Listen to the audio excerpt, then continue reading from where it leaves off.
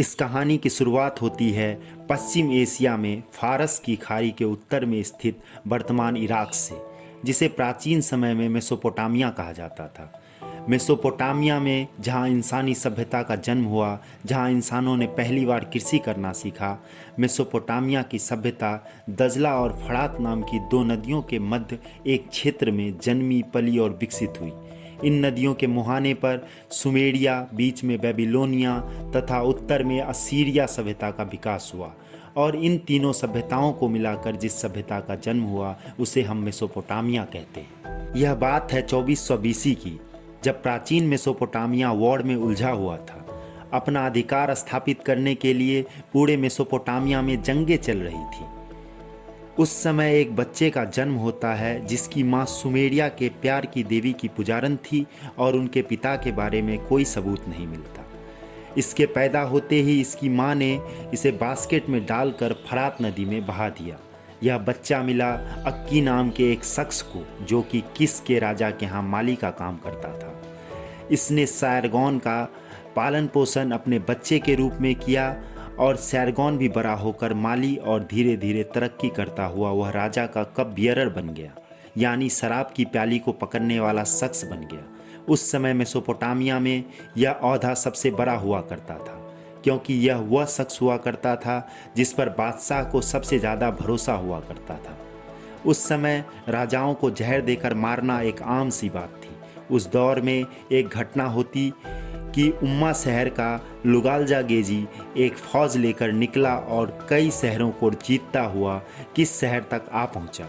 बादशाह ने सैरगोन को शांति और अमन का प्रस्ताव लेकर लुगालजा गेजी के पास भेजा, पर लुगालजा गेजी ने मना कर दिया और सैरगोन को अपने साथ मिल जाने का प्रस्ताव दिया। सैरगोन ने यह प्रस्ताव स्वीकार कर लिया और फिर दोनों ने मिलकर किस शहर पर अपना अधिकार स्थापित कर लिया। फिर कई सालों के बाद इसके बीच रिश्ते बिगड़ गए।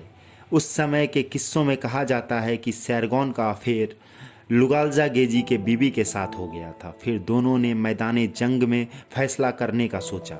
फिर सैरगोन जंग जीत गया और उसने लुगालजा गेजी को जंजीरों में बांधकर शहर में घुमाया और फिर उसका कत्ल कर दिया। सैरगोन ने खुद को बादशाह घोषित कर दिया और फिर वह आसपास के सारे इलाके जीतता चला गया। सैरगोन ने वह मुकाम हासिल किया जो किसी बादशाह ने आज तक नहीं किया था।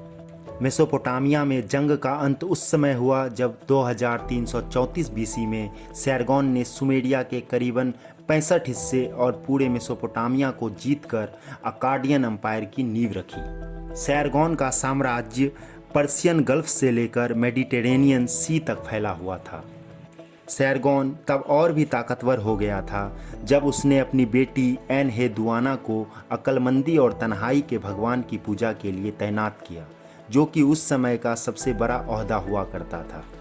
इस कदम से वह और भी ताकतवर बन गया।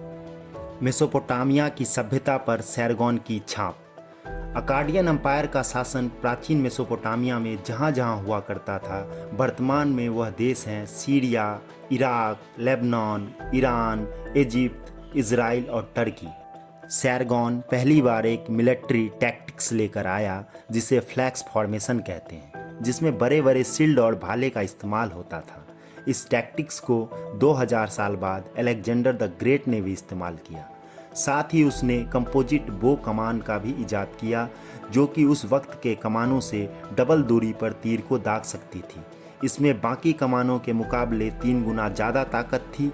अपने मिलिट्री एडवांसमेंट के वजह से वह अपने 56 साल के शासन में 34 जंगें जीता। फिर उसने अकाड शहर की स्थापना की और उसे अकाडियन एम्पायर की नई राजधानी बना दिया। बेबीलोनिया जैसे ताकतवर शहर का नींव रखा, जो बाद में सबसे ताकतवर एम्पायर बना। अकाडियन एम्पायर में इंसानी इतिहास का सबसे पहला पोस्टल सर्विस शुरू किया गया था और इन्होंने ब्यूरोक्रेसी का सबसे कामयाब और एफिशिएंट तरीका इस्तेमाल किया। पहली बार टैक्स वसूलने की परंपरा भी इसी एम्पायर में शुरू हुई। सैरगोन ने मेसोपोटामिया का इंफ्रास्ट्रक्चर भी काफ़ी हद तक इम्प्रूव कर दिया था। उन्होंने वहाँ पर पक्की सड़कें और बड़े बड़े महलों का भी निर्माण किया। फिर 56 सालों के सफल शासन के बाद सैरगोन 2279 बीसी में मर गया। इनके इन सारे अचीवमेंट्स के लिए इतिहासकार इन्हें द वर्ल्ड्स फर्स्ट एम्पेरर या सैरगॉन द ग्रेट भी कहते हैं। दोस्तों, वीडियो पसंद आया हो तो चैनल को सब्सक्राइब जरूर करें और बेल आइकन को दबाना ना भूलें। Thanks for watching.